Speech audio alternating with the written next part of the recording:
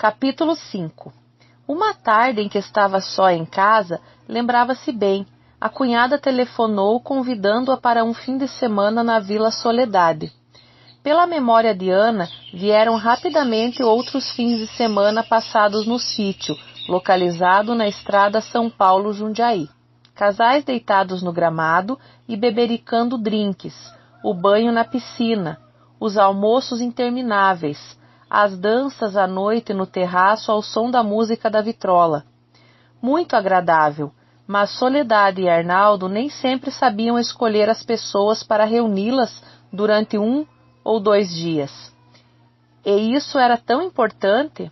Soledade, amável, deixava os convidados à vontade, que se divertissem, era o lema. Ana lembrou-se de um sábado em que se vira no sítio entre pessoas inteiramente desconhecidas e se enfastiara. Hesitou antes de responder. Não sei se poderei ir, Soledade. Tenho umas coisas a resolver. Vai ter muita gente? Não tenho certeza, mas devem vir uns casais simpaticíssimos, nossos amigos. Creio que você os conhece. Faço questão de que venha desta vez, Anete. Arnaldo ficará sentido se você faltar. Quase não nos visita. Era uma voz tão amiga e convidativa. Ana respondeu decidida. Está bem. Sábado de manhã estarei aí. Por que não vem sexta à noite? Se puder, irei. O mais certo é ir sábado cedo. Combinado. Com este calor, um banho de piscina será delicioso. Ana deixou o telefone e pensou na cunhada.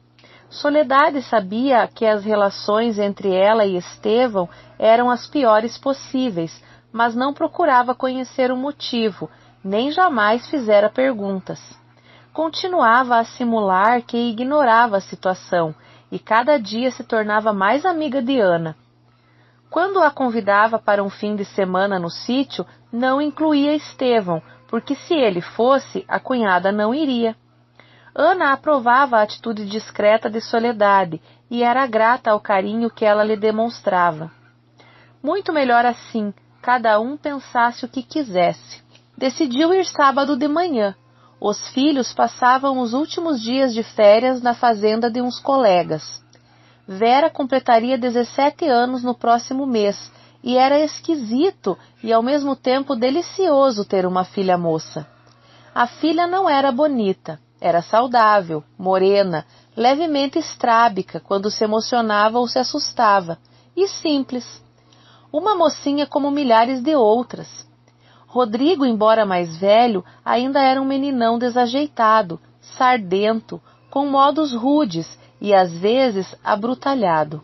Os filhos nunca são como a gente espera que sejam. A vida traz surpresas e às vezes desilusão. Era interessante ver como eles cresciam depressa, pareciam plantas nessa rapidez de alcançar a maturidade. Ao vê-los crescer assim, ela envelhecia, sentia-se mais gasta do que realmente estava. Colocou a mala pequena no automóvel e dispensou o chofer. Gostava de parecer esportiva, moderna e independente. Alguém perguntara um dia se ela não tinha medo de viajar sozinha até o sítio dos cunhados. E se acontecesse alguma coisa? Rira-se. Não, de nada receava. É que ela achava até agradável rodar pela estrada sozinha, o pensamento divagando, sonhando. Como às vezes achava divertido passar por esposa incompreendida. Outras mulheres, talvez, não gostassem, se sentissem intimidadas quando estranhos fizessem algum juízo da situação. Mas ela, com seu temperamento melancólico, apreciava ser tida como esposa infeliz e só. Exagerava e explorava a situação. Guiando o automóvel, rememorava fatos, a desarmonia do seu lar, o abandono que Estevão lhe votava e tinha muita pena de si mesma. Avisou Elizabeth de que ia à Vila Soledade. Partiu às 9 horas. Fevereiro acabava-se, fazia calor e as tardes eram chuvosas, mas a manhã estava clara e bonita.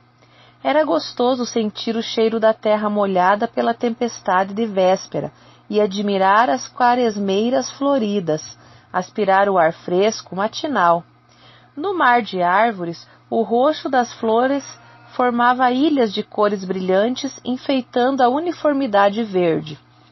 Ana dirigia o automóvel em velocidade moderada, e o pensamento erradio nada fixava. Notou na saída da cidade rolos de fumaça expelida das chaminés das fábricas. Numa fusão de ideias, recitou Manuel Bandeira a meia voz. Amor, chama e depois fumaça, medita no que vais fazer. O fumo vem e a chama passa. Sempre gostara de dizer versos, ainda mais sentindo o vento morno contra o rosto. Gozo cruel, ventura escassa, dono do meu e do teu ser. Amor chama, depois fumaça. Olhou as nuvens e a estrada diante dela, imprimiu mais velocidade ao automóvel. Agora era uma longa reta no asfalto e o velocímetro marcava 90 quilômetros, depois 95, depois 100 quilômetros. O vento fustigava-lhe fortemente a pele do rosto. Diminuiu a marcha. Não gostava de correr. Repetiu devagar como se tivesse medo de esquecer. Amor, chama e depois fumaça. Medita no que vais fazer. O fumo vem e a chama passa. Repetiu a frase 2, 3 vezes. A velocidade agora era ainda mais moderada. Cruzou caminhões carregados que vinham do interior, carros que iam levando gente para Campinas, Jundiaí ou vindo dessas cidades. Aumentou de novo a marcha, passou a todos, atravessou bosques de eucaliptos, campos plantados de milho, casinhas humildes no meio de plantações. Pensou, coitadinhas dessas casinhas pequeninas, cobertas de sapé, tão simples, coitadinhos dos que as habitam. Enquanto invejam meu belo carro brilhante, eu os invejo, sinceramente e profundamente. Entrou por um desvio à direita da estrada pavimentada e logo avistou Vila Soledade, no alto de uma colina. O conjunto sugeria qualquer coisa antiga, de outras épocas. O lago, o pomar e o edifício branco crivado de janelas verdes. Não se admiraria se à volta da casa surgissem escravos negros espalhando café nos terreiros batidos, ou socando milho no pilão à porta da cozinha. E se um monjolo ali perto, com umas batidas monótonas, completasse a poesia do lugar? Enveredou pelo caminho sem perder a casa de vista. Estava situada no cimo da serra. A um lado havia florestas de pinheiros, do outro lado o pomar e as plantações de um verde azulado, que no primeiro instante Ana imaginou que fossem canas, depois viu que eram videiras. O carro entrou devagar pelo portão pintado de verde, que ficava escancarado, aos sábados e domingos, como a dizer, sejam bem-vindos aos visitantes. Contornou o jardim, passou pela frente da casa. Ana olhou o terraço, estava deserto. Olhou o gramado, a piscina, desertos. Dorminhocos.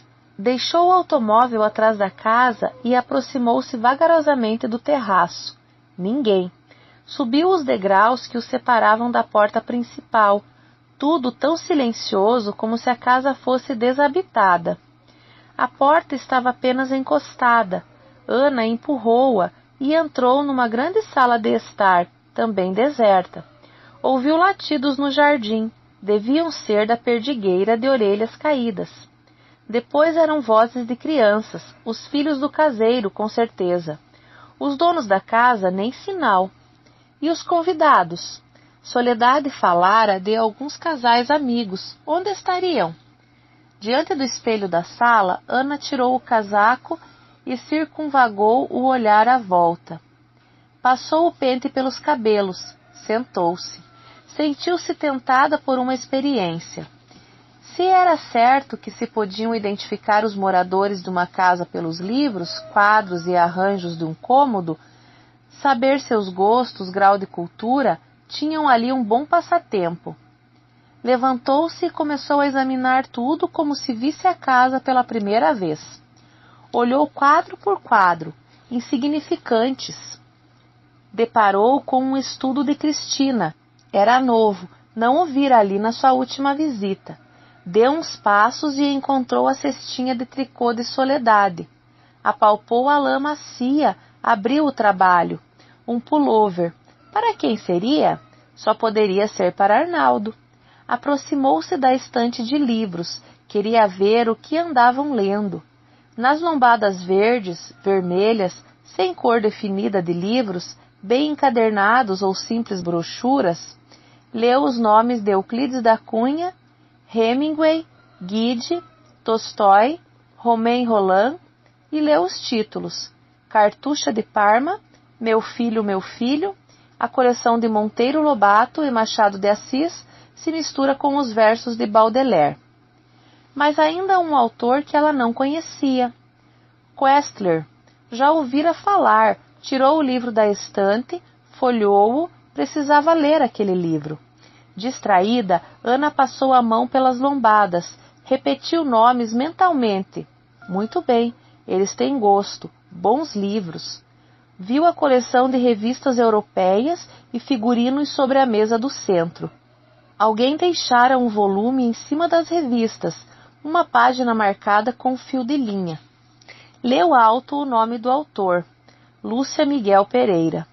Abriu-o na página assinalada, quando ouviu ruídos de passos. Voltou-se. Viu a seu lado o rosto de Manuel, muito admirado. O velho criado inclinou-se de leve e disse: Ah, é a senhora, bom dia. Bom dia, Manuel. Ainda estão dormindo? Ainda, sim, senhora. Ouvi o barulho de um carro na curva. Pensei que fosse a perua voltando da cidade, por isso não vim logo. A senhora deseja tomar alguma coisa? Aceito um cafezinho. Sim, senhora. Vou levar sua mala para o quarto. Está preparado desde ontem. A senhora não quer umas frutas antes do café? Uvas, figos? Não, obrigada, só o cafezinho. Vou buscar já. Ana continuou a examinar os recantos da sala, quando viu um dos hóspedes entrando. Vinha do jardim, com certeza. Não parecia ter levantado àquela hora. Era um velho amigo de Arnaldo, que de quando em quando passava alguns dias no sítio. Não conseguiu lembrar-se de como se chamava. Otávio, talvez. O recém-chegado apertou-lhe a mão cordial. Perguntou: Está chegando de São Paulo? Isso aqui está bom, fresco, melhor do que lá. Já dei umas voltas, aproveitei a linda manhã. Com certeza choverá à tarde, disse Ana, apenas para retribuir a atenção. Agora chove quase todas as tardes. Veio sozinha? Vim. Sou cunhada de Soledade. Ela é irmã do meu marido. Eu sei, já a conhecia. Lembro-me da senhora aqui no ano passado. Se não me engano, passamos juntos um fim de semana debaixo de chuva. Não se recorda? Choveu dia e noite. A estrada do desvio ficou uns 2 metros de lama. Não tinham posto o pedregulho ainda. Agora não acontece mais isso. Ah, estou lembrando. Vários automóveis encalharam. Arnaldo mandou o carro de bois puxar e acabou ficando com a lama até os olhos. Os dois sorriram. Ana, enquanto falava, viu os pelos ruivos no peito e no braço de Otávio. Os cabelos dele eram ruivos também, e toda a sua pele tinha uma cor vermelhaça. Pensou que, numa mulher, aquela cor talvez não ficasse bem. Num homem dava esquisita impressão de força e exotismo. Manuel voltou com a bandeja. Além de café, trazia umas tigelinhas de coalhada, 2 cachos de uvas e meia dúzia de figos descascados, muito maduros. Quanta coisa! Exclamou Ana. Para mim, só café simples. Manuel dispôs tudo sobre a mesinha do terraço, saiu e tornou a voltar com um prato cheio de broinhas de fubá, e foi dizendo: Geralda sabe que a senhora gosta muito dessas broinhas. Ana riu, aproximou-se da mesa e tirou uma broinha agradecendo. Ah, muito obrigada, vou comer uma. O copeiro voltou-se para Otávio. O senhor deseja outro café? Trouxe mais uma xícara. Serviu a bebida e acrescentou: sei que o Dr. Otávio não rejeita café. É Otávio, sim, mas de quê? Pensou Ana. Tentou lembrar o nome todo, não conseguiu. O copeiro deixou-os a sós. A grama da frente da casa era de um verde esmeraldino, e as pérgolas que rodeavam a piscina ao fundo estavam cobertas de buganvílias roxas. Os dois sentaram-se junto à mesa do terraço, bebendo devagar e falando baixo. Amanhã está realmente convidativa, falou Ana. Quem mais veio para o fim de semana? 2 casais e eu, o frequentador assíduo. Assíduo? Ana ignorava que ele viesse ali com frequência. Otávio perguntou por que ela não aparecera durante tanto tempo. Ana respondeu por evasiva. Viajara, ia muito ao Rio onde residia sua única irmã. Mas gostava muito da Vila Soledade. Ali tudo era delicioso, desde a amabilidade dos donos da casa até os quartos amplos, os empregados atenciosos, a mesa sempre bem cuidada, fina. E os vinhos, então? Ah, ninguém como Arnaldo para escolher vinhos. Não quer mais um cacho de uvas? Perguntou amável. Não, obrigado. Vou comer mais uma dessas broinhas. Estão notáveis. Depois ele estendeu o braço, mostrou o espaço na frente deles, o gesto abrangendo o panorama, e continuou. Como gosto disso, é um paraíso. Ana tomou um bago de uva entre os dedos, começou a examiná-lo. De súbito viu Arnaldo aproximar-se, de calção de banho, falando. Então vem assim quietinha. Chegou há muito tempo? Mais ou menos há 1 hora, respondeu Ana, enquanto o cunhado a beijava nas 2 faces. Tomamos café aqui e ficamos conversando à espera de que alguém aparecesse. Você é o primeiro. Soledade veio vindo com exclamações. Anete, minha flor. E eu que não sabia que você já havia chegado. Já tomou café? Que manhã formidável, não acha? Que tal um mergulho agora? Vá pôr o seu maiô. Seu quarto é o mesmo de sempre. Ao meio-dia, todo o grupo, hóspedes e anfitriões, descansava à volta da piscina. Manuel preparava bebidas sobre um caramanchão rústico, a que se chamavam de bar, e trazia mais gelo a um e outro. Otávio quis nadar mais uma vez e animava Naíra a acompanhá-lo, e a fazer os mesmos movimentos, grandes braçadas. De verde e muito morena, Naíra tirava punhados de água no companheiro, dando gritinhos. Sentada sob uma árvore, as mãos cruzadas segurando os joelhos, Ana seguia a brincadeira e conversava com Arnaldo, que tomava um refresco, sentado na borda da piscina com os pés dentro d'água. Otávio, dizia Arnaldo, tem pouco menos de 40 anos. Você já o encontrou aqui, não se lembra? É desquitado e tem um filho que estuda nos Estados Unidos. Não me recordo da mulher dele. Também vinha aqui? Vinha, é uma criatura implicante, cacete, horrível. Tudo lhe saía mal e tornava a vida dele um inferno. Não faz muito tempo que se separaram. Um inferno por quê? Ciúmes, minha cara. Mulher ciumenta é pior que veneno. Ana riu com gosto. O sol coado através dos galhos da árvore salpicava-lhe a pele de tons claros. Muito fina de cintura, esguia, cabelos soltos nos ombros e gotejantes de água, parecia muito mais jovem, e sem saber por quê, sentia-se alegre. Ela, em geral, era tão triste. Os outros você conhece também, continuou Arnaldo. Aquela morena que está nadando com Otávio é Nair, a mulher de Gastão. Vivem mal como o diabo. Brigam, ela começa a beber e basta exceder-se na bebida para começar a injuriar a família do marido. Ele já a proibiu de tocar em bebida, mas não adianta. E ainda por cima ela joga muito e perde. Esse é dos tais que qualquer dia também dá o fora. Aproximou-se uma jovem sorridente. Perguntou ao copeiro. Tem gin? Era Miriam, bonita de corpo e elegante. Suas formas surgiam das 2 peças do biquíni luzidias de água. Enquanto esperava a bebida, estendeu-se na grama ao lado de Soledade e começou a acariciar a perdigueira. Arnaldo falou para Ana em voz baixa. Lembra-se de Miriam, aqui no ano passado? Alô, Miriam? Lembro-me, disse Ana. É casada com um industrial, um homem simpático. O nome dele... Era casada, minha flor. Estão separados. Parece que viviam bem. Um dia mandou o marido passear. Disse que até a voz dele lhe dava náuseas. Ficou com os 2 filhos por enquanto. Tem dinheiro e agora está apaixonada pelo Peixoto, aquele magruço que está conversando com Otávio. Os amigos dizem que ela não está propriamente apaixonada, e sim apeixotada. Os pés dentro d'água, Arnaldo terminou o refresco, emborcando o copo e depois equilibrou-se sobre a grama. Ela é tão alegre, comentou Ana. Não parece uma desiludida do casamento. Você pensa que todas as mulheres são como você, Anete? Ela ia perguntar-lhe o significado daquelas palavras. Não teve tempo. Miriam passou por eles, puxou Arnaldo, que se ergueu, e agarrou o braço de Ana. Miriam gritou.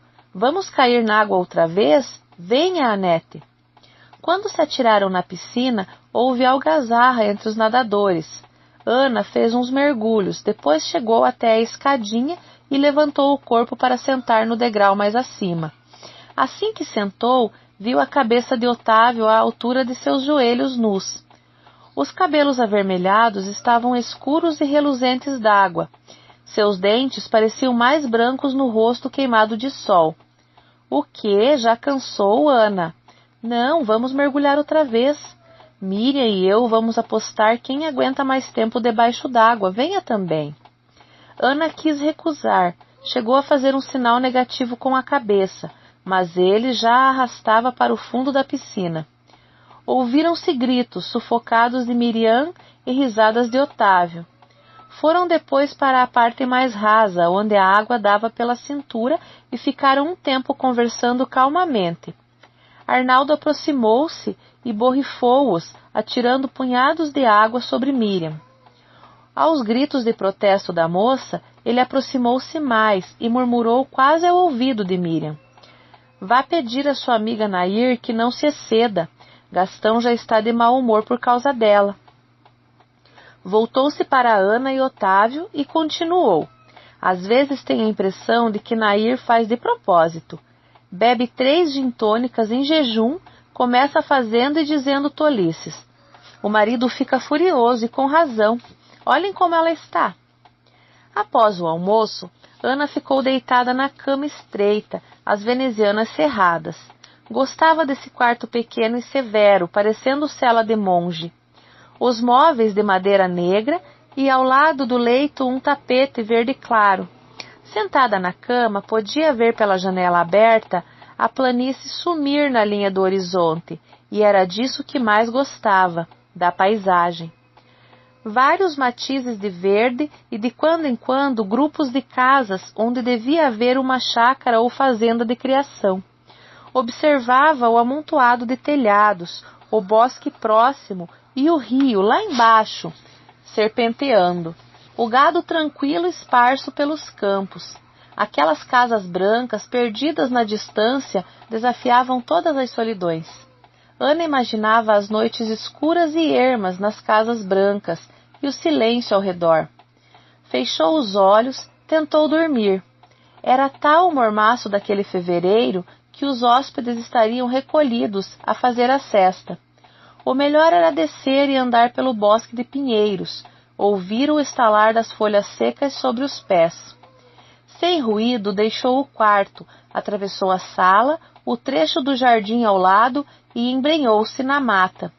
Sabia que sua companhia nem sempre seria agradável, principalmente a gente moça e alegre.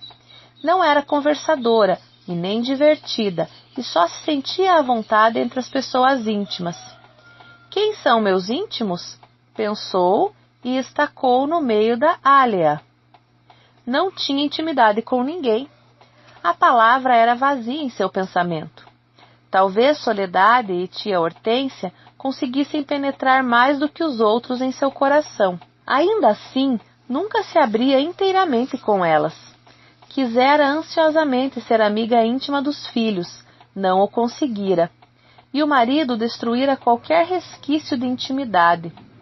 Seu temperamento não a levava a confidências, não as fazia como não as recebia.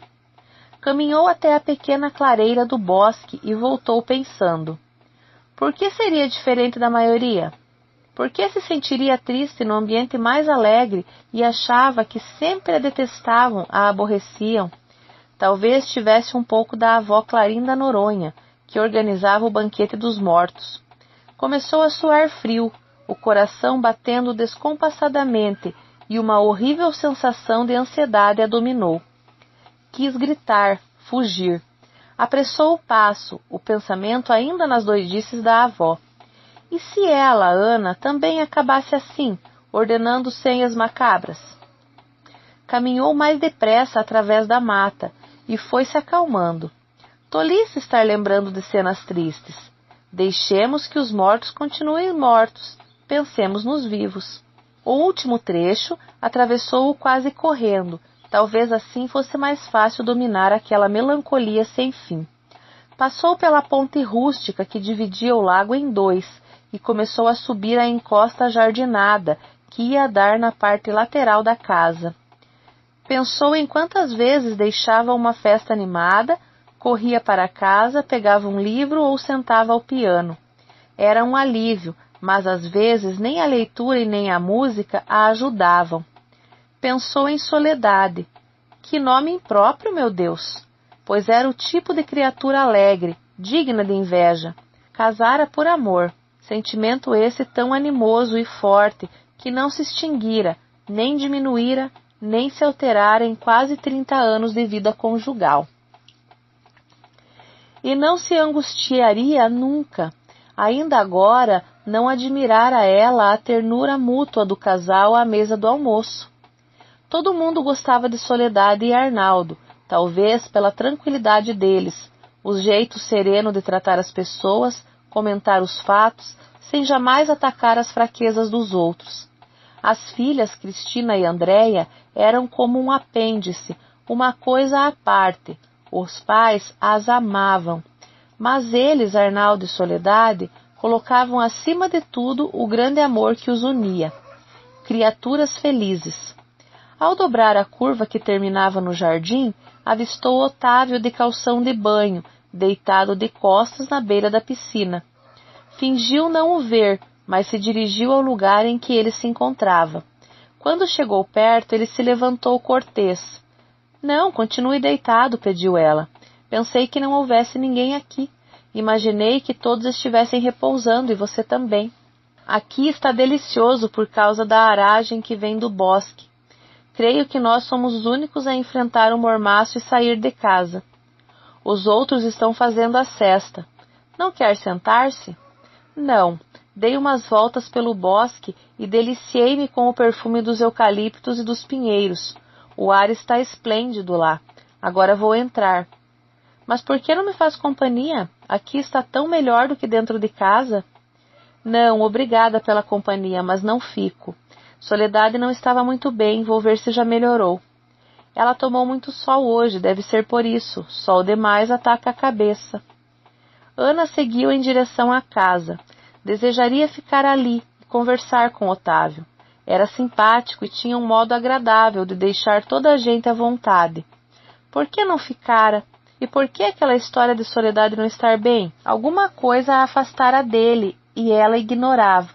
Medo de que interpretassem mal o estarem sozinhos quando todos dormiam. Talvez, ou aquela timidez da infância sempre voltava, sempre. Foi para o quarto, sentou-se numa poltrona, tomou um livro. Não conseguiu ler.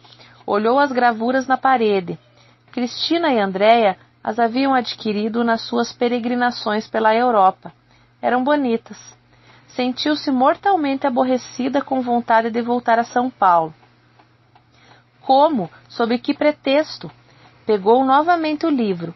Depois atirou-o sobre a cama e despiu o vestido apressada. Enfiou o maiô, olhou-se no espelho, fez um trejeito alegre.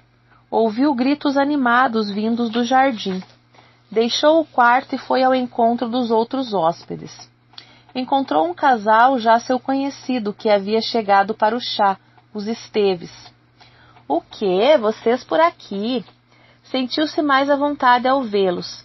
Sentados em cadeiras de lona sob a sombra das buganvílias, eles e Soledade apreciavam os nadadores e tomavam chá com bolos. Ana sentou-se na grama e aceitou uma xícara de chá.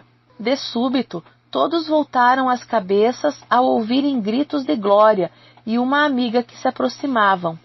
Glória admirou-se ao encontrar a cunhada, quase não a via no sítio da irmã.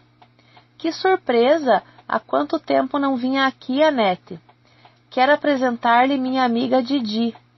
Fez uma pausa e exclamou. — Mas vocês já se conhecem há tanto tempo. Creio que estou sendo tonta por causa do calor. Riram-se.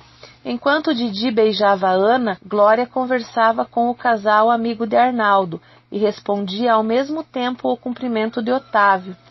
Olhou à volta. — Vocês têm coragem de tomar chá com esse calor? Que horror! Prefiro uma água gelada. Ana lembrou da primeira vez que vira a amiga da cunhada e as palavras que esta lhe dissera então. Tudo em Didi é falso, desde a cor dos cabelos até as unhas dos pés. Mas eu gosto dela.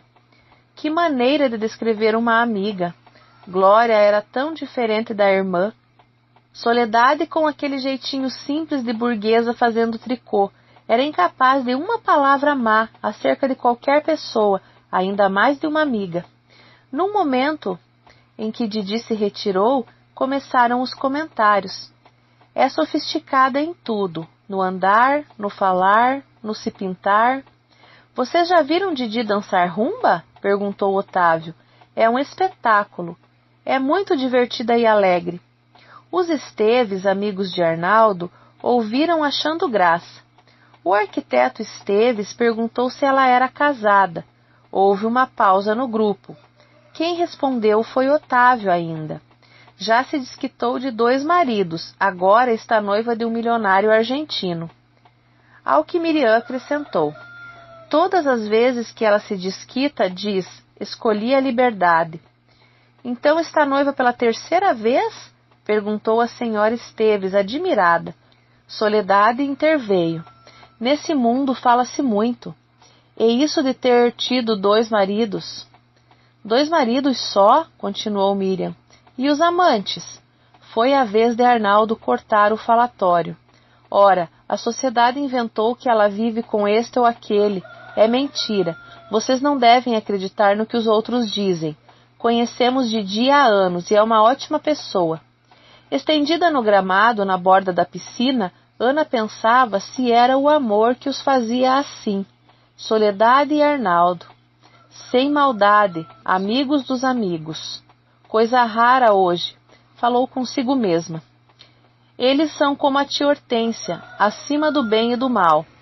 Por isso que aqui se respira tanta paz. Claro, é o amor que faz isso. Súbito, outro pensamento cruzou-lhe a mente e fê-la sorrir. Tia Hortência terá conhecido algum dia um grande amor? À noite dançaram no terraço. Didi apareceu com uma saia listrada de branco e vermelho, sandálias combinando, cor de sangue vivo. Quando sacudia os braços bem feitos, as pulseiras de balangandãs tilintavam. Tinha qualquer coisa de gata, felina na maneira de olhar pisca-piscando. Parecia convencida de seus encantos, o ar como a dizer que todos os homens a achavam irresistível. Também tinha um modo de sorrir que destoava do conjunto. Um sorriso simples, entreabrindo os lábios polpudos, sorriso simpático. Otávio estendeu um refresco a Ana. Ela principiou a beber aos golinhos. Mais gelo? Perguntou ele solícito. Não, obrigada, assim está bom. A música animou os dançarinos. Didi e Peixoto se exibiam numa rumba figurada. O corpo dela ia para a direita e para a esquerda, as curvas graciosas e passinho curtos, os cabelos puxados para trás, lisos, negros, estavam presos por uma fita encarnada. Parecia uma jovenzinha de férias. Olhando-a, Ana sentiu-se velha, cansada. No entanto, também era moça e bonita. Não, enganava-se. Nunca tivera mocidade, porque não há mocidade sem amor. Que idade terá Didi? Perguntou a Otávio, que se sentara ao seu lado bebericando um uísque. Não sei, parece uma menina, não acha?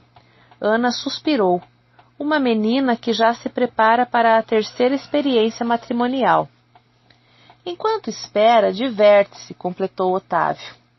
Essa, ao menos, pode dizer que tem vivido muito, disse Ana, suspirando de novo. Acha que trocar de marido é viver muito? Ana riu. Não é bem assim. Quero dizer que ela tem mais conhecimento da vida do que eu, por exemplo. Conhece melhor os homens. Está enganada. Isso prova que ela não os conhece. Se conhecesse o suficiente para avaliá-los bem, saberia escolher um marido melhor, falou ele. Ou talvez ela seja inconstante por natureza. Há pessoas que se cansam facilmente. Deve ser horrível, disse ele. Quando a gente se acostuma com um criado ou uma cozinheira e temos que despedi-lo, ficamos desorientados. É bem desagradável. A força do hábito. Que comparação absurda! Ora, tudo dá na mesma, quis ele justificar. Ficou sério por um momento, depois observou. Olhe, Nair está bebendo de novo. Isso é tão aborrecido. Vamos dançar? Num canto do terraço, o casal Esteves conversava com Soledade e Arnaldo. Gastão dançava com Glória, sempre observando a esposa. Gastão agradeceu a Glória e aproximou-se da esposa. Falou-lhe qualquer coisa ao ouvido. Nair sacudiu os ombros num gesto de pouco caso. Miriam observava os pares que dançavam. Depois aproximou-se do bar e pediu a Manuel que preparasse um refresco de laranja. Nair estava ali, meio debruçada sobre o balcão, fumando diante de um copo de uísque. Que pena Nair beber assim, pensou. Viviam tão bem, Gastão parece uma excelente pessoa. Que coisa horrível. Chamou Soledade para um lado, cochicharam qualquer coisa. Soledade chamou Nair e convidou-a para sair um pouco do terraço. A noite estava linda. Os olhos de Nair pareciam amortecidos. Soledade segurou-lhe os braços. Desceram os degraus até o gramado. Soledade segredou-lhe. Nair, se eu fosse você, não bebia mais esta noite. Lembra-se daquela outra vez que você ficou doente? Não faça isso, meu bem. Gastão fica tão aborrecido, triste mesmo. Peço a você, não beba mais essa noite. Sou eu quem te faço esse pedido, porque sou sua amiga. Que ideia absurda, Soledade. Beber demais? Juro que não bebo uma gota mais essa noite. Juro por Deus. Tolices. Meia hora depois, Soledade trouxe Nair para o terraço. Otávio e Ana ainda dançavam, esquecidos de todos. Gastão e os outros conversavam perto do bar assuntos banais. Já era bem tarde quando os Esteves se despediram e voltaram para São Paulo. Vocês vão ver um luar de prata, alguém comentou. A lua está magnífica. Havia pirilampos soltos no espaço. Ana, de repente, teve um sobressalto. Alguém dissera que já era tarde. Olhou Otávio admirada. Como havia gostado de dançar e conversar com ele. O tempo passara tão depressa, não sentira, não percebera. Ana se lembrava bem, não dormira essa noite. E quando fechava os olhos, sentia o braço de Otávio à volta da sua cintura. Guiando o automóvel de volta para a casa, Ana rememorava a noite anterior. Gostara da companhia de Otávio. Ele sabia dançar bem, sabia conversar. Os braços peludos, emergindo da camiseta esporte, emprestavam-lhe aspecto jovem e viril. E dentes muito brancos davam-lhe um bonito sorriso, que os olhos meio brejeiros acentuavam. No entanto, como ela se caceteara na Vila Soledade. Às 11 horas, quando todos ainda dançavam alegres, retirara-se discretamente para seu quarto. quase não dormira, e tratara de sair bem cedo a fim de que Arnaldo ou a cunhada não tentassem retê-la para o almoço. Deixara um bilhete com Manuel. Por que fizera aquilo? Não sabia.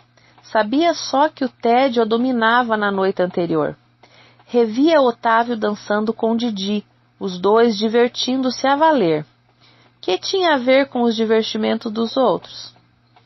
Virou numa curva, cruzou um caminhão, ouviu um homem do caminhão gritar um desaforo. Quase lhe dera uma trombada. Que horror! Imaginou um acidente ali na estrada, ela morrendo ensanguentada. Ninguém choraria, ninguém.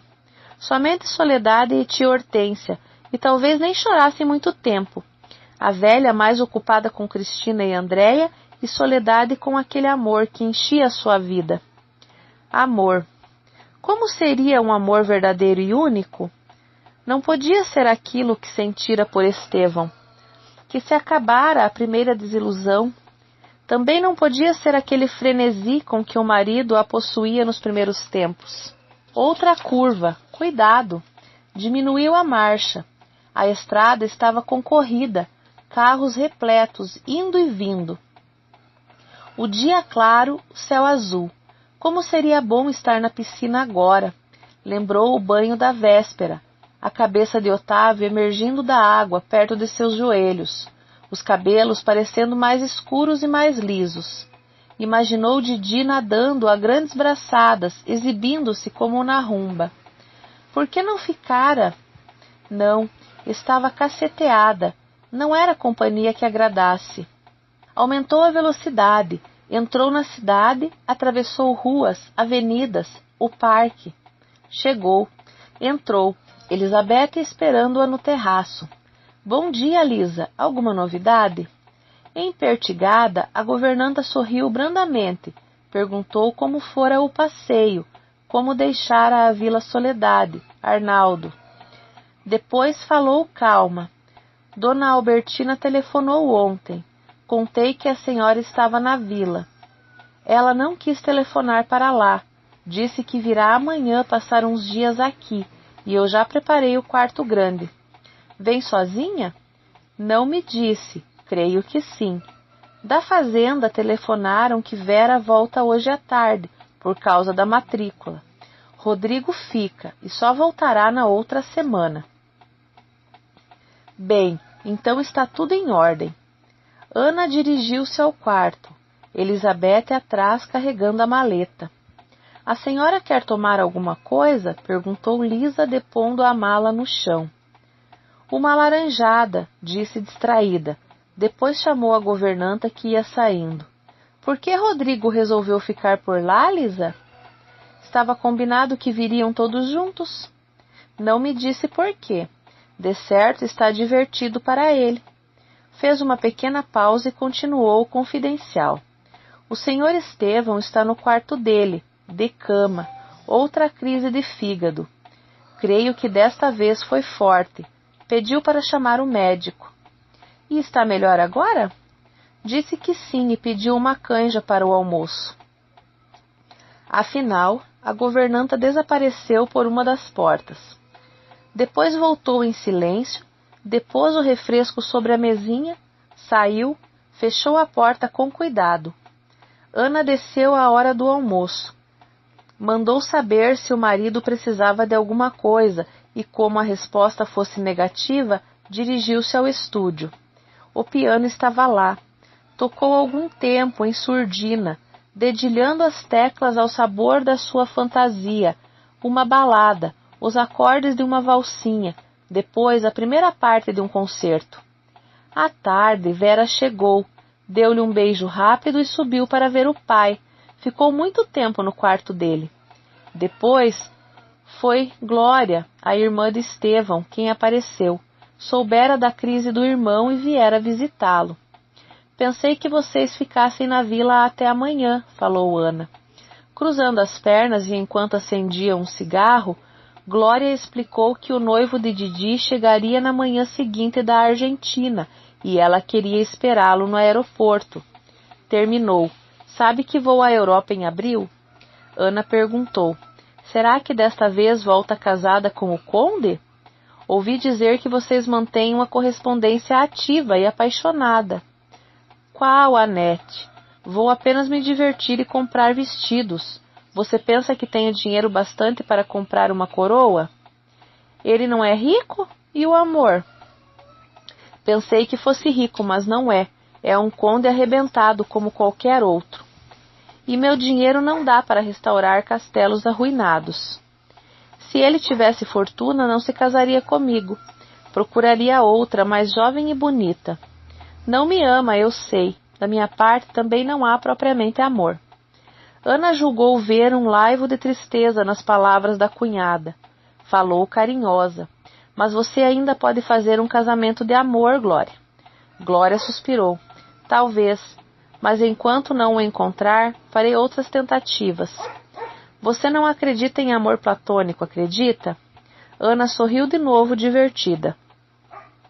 Glória continuou falando de seus projetos matrimoniais. Não seria condessa. Contudo, poderia achar outro noivo. Quando falava, projetava o queixo quadrado para a frente, tal qual Estevão. Ana levou a conversa para a Vila Soledade. Os outros hóspedes haviam ficado por lá?